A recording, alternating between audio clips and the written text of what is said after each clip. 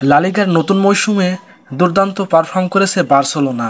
৭টি ম্যাচের প্রতিটিতেই তারা জয় পেয়েছে। কিন্তু হ্যান্সি ফ্লিকের দলটি কিনা উয়েফা চ্যাম্পিয়ন্স লিগে হোঁচট খেল তুলনামূলক দুর্বল মোনাকোর কাছে।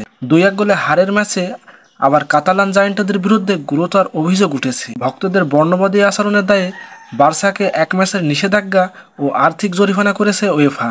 ইউরোপীয় ফুটবলের সর্বোচ্চ এই সংস্থা এই রায় জানিয়েছে।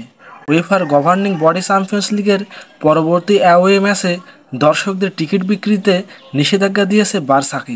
মোনাকোর দর্শকদের উদ্দেশ্য করে কাতালান সমর্থকরা বর্ণবাদ বা বৈষম্যমূলক আচরণ করেছে বলে উল্লেখ করেছে উয়েফা। ফ্লিকের দলটির এই নিষেধাজ্ঞার প্রয়োগ ঘটবে আগামী ৬ নভেম্বর। ইউসিএলের ম্যাচে সেদিন তারা রেড স্টার বেলগ্রেডের মাঠে সফরকারী হিসাবে খেলতে নামবে। নিষেধাজ্ঞার কারণে সেই ম্যাচে বার্সেলোনার কোনো দর্শক থাকবে না।